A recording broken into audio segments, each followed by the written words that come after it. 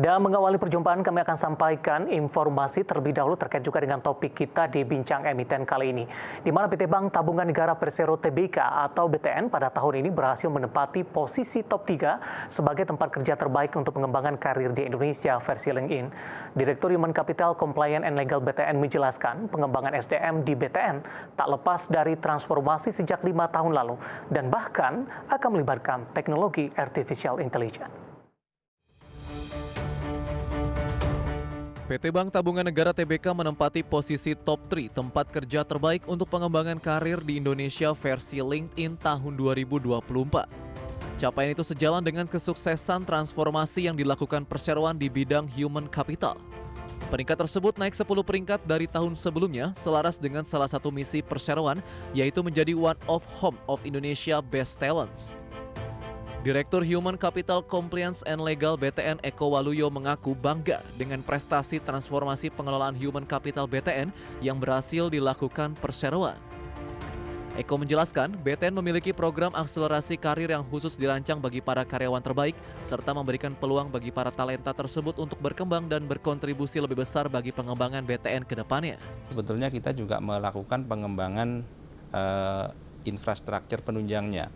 Termasuk diantaranya adalah mengenai IT di human capital ya.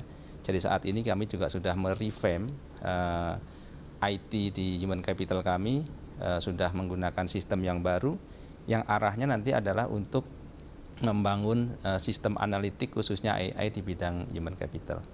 Sekarang sudah naik ke peringkat 3, saya rasa kalau kami konsisten melakukan upaya dan strategi transformasi yang kita lakukan, insya Allah hasilnya juga akan lebih baik di tahun yang akan datang.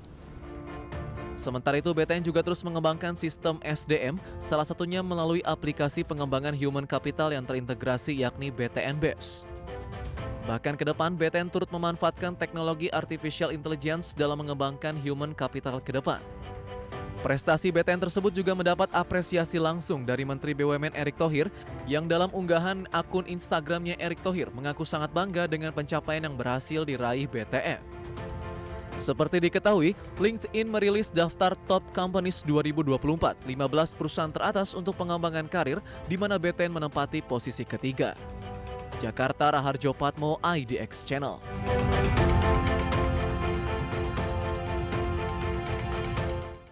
Dan untuk membahas bagaimana transportasi BTN menjadi one of home of Indonesia Best Talent, raih prestasi menjadi top 3 tempat kerja terbaik di 2024, sudah terhubung bersama kami melalui Zoom bersama dengan Bapak Eko Waluyo selaku Direktur Human Capital, Compliance dan Legal BTN. Kita akan langsung sapa saja Pak Eko. Selamat sore, apa kabar Pak? Selamat sore Pak David, kabar baik.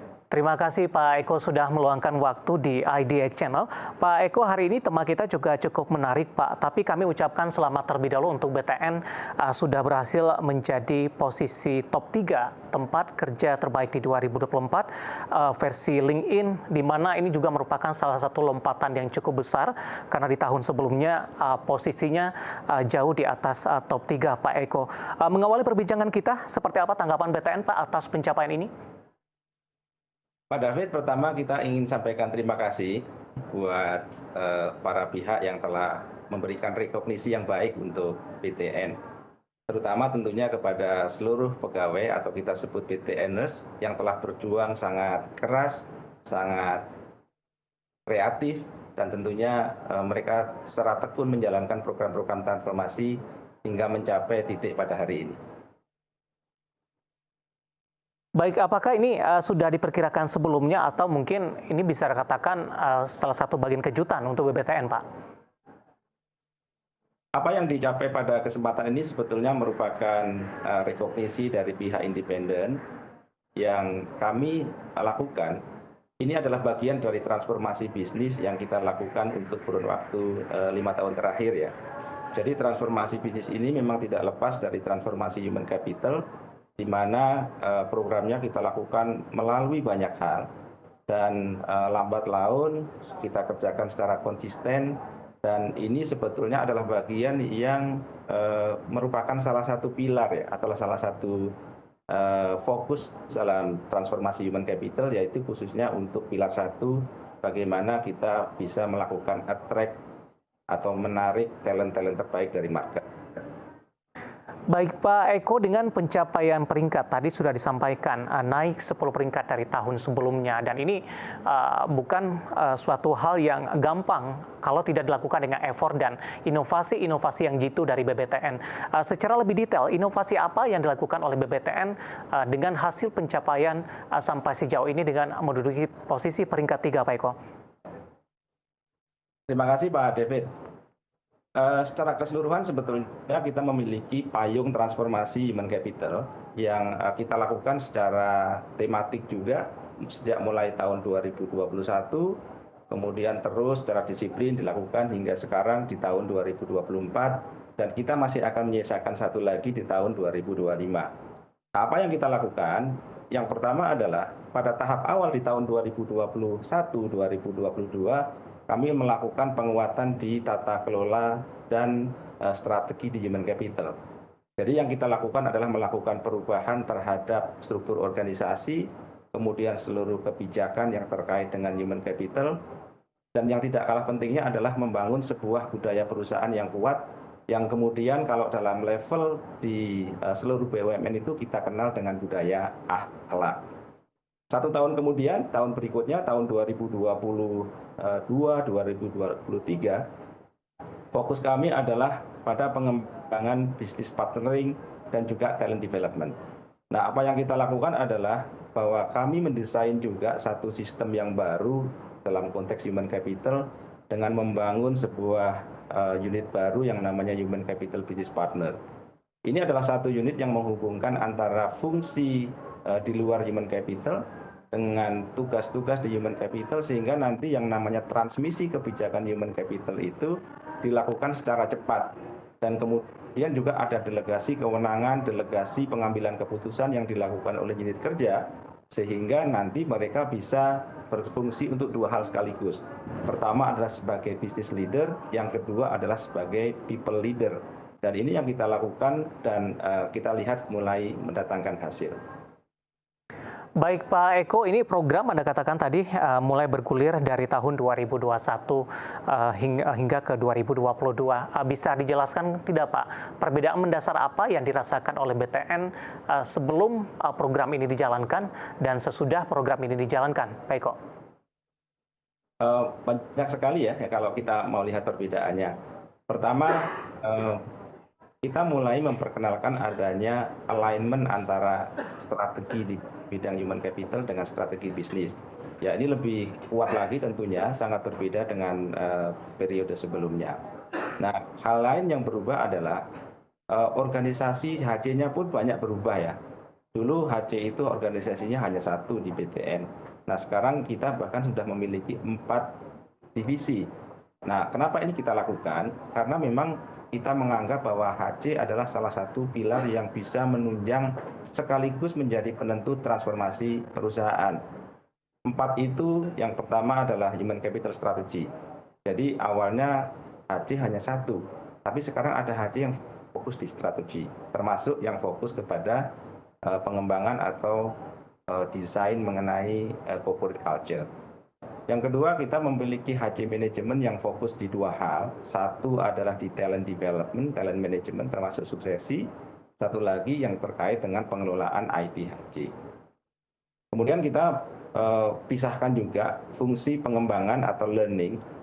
Jadi ada satu unit tersendiri, satu divisi di tempat kami yang fokus kepada learning management, yang di dalamnya mengelola program-program pengembangan dengan basis atau dengan konsep corporate university. Dan yang baru kami lahirkan di tahun lalu berarti ya, ini adalah yang tadi kami sampaikan mengenai business partner. Itu satu.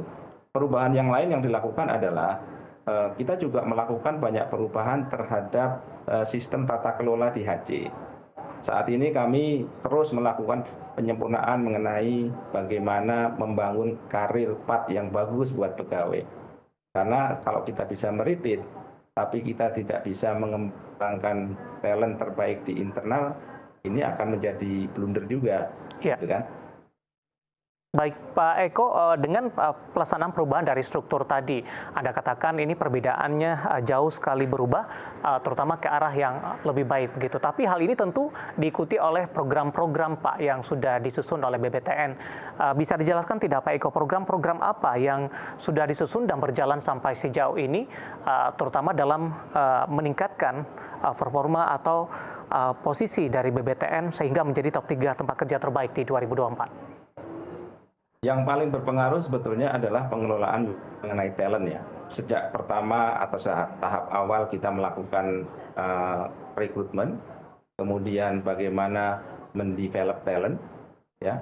Kemudian juga tentunya bagaimana membuat satu kenyamanan kerja di lingkungan BTN.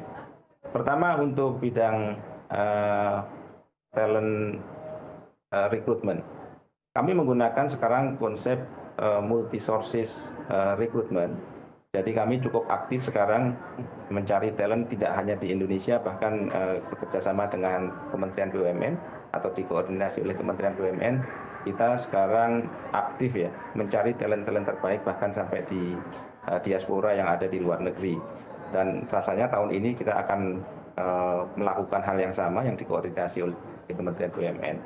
Kemudian secara internal kami juga memang menyasar kepada universitas-universitas terbaik baik di Indonesia maupun di universitas global. Yang kita lakukan juga selain itu adalah kita ingin menciptakan talent-talent yang bagus. Jadi kepada beberapa pegawai yang berprestasi, kita juga kepada mereka scholarship untuk belajar baik di Indonesia maupun di luar negeri. Baik Pak Eko, menarik, kita akan jeda terlebih dahulu di segmen selanjutnya. Nanti kita akan coba ulas pengembangan atau program yang dibuat oleh BBTN, terutama untuk kesejahteraan karyawan dan perbaikan dari sisi kinerja dengan perkembangan teknologi sampai sejauh ini. Ada penyesuaian tidak untuk pengembangan dari sisi infrastruktur IT ataupun sebagainya? Nanti kita akan lanjutkan Pak Eko, kita akan jeda terlebih dahulu dan pemirsa Bincang Emiten akan segera kembali sesaat lagi.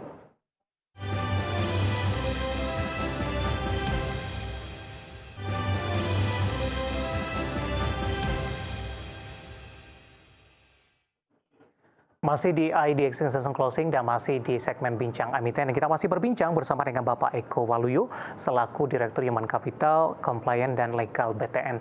Pak Eko, kita lanjutkan kembali Pak. Dari pemaparan Anda tadi di segmen pertama, begitu banyak program-program yang dilakukan oleh BBTN, terutama juga untuk meningkatkan prestasi ataupun kesejahteraan karyawan dari BBTN itu sendiri. Nah, yang cukup menarik adalah ada satu program ini Pak, akselerasi karyawan terbaik. Bisa dijelaskan tidak Pak Eko detailnya seperti apa pelaksanaannya, kemudian pencapaian ketika program ini sudah berjalan?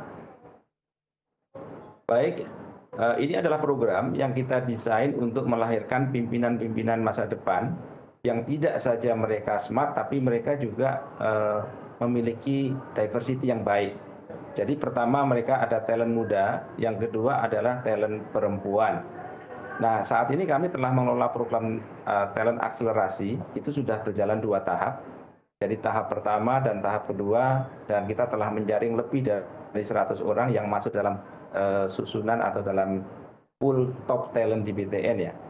Jadi idenya adalah bagaimana kita memberikan akselerasi kepada talent yang terbaik. Jadi yang namanya berkarir itu bukan berdasarkan urutan kepangkatan atau urutan masa kerja misalnya, tapi berdasarkan achievement yang mereka lakukan. Dan ini sejalan ya dengan target di pemegang saham di Kementerian BUMN untuk melahirkan pimpinan-pimpinan muda dan pimpinan-pimpinan wanita yang berkualitas. Baik, akselerasi ini ada percepatan begitu ya Pak, tapi ini lagi-lagi bergantung kepada kemampuan si karyawan begitu Pak Eko?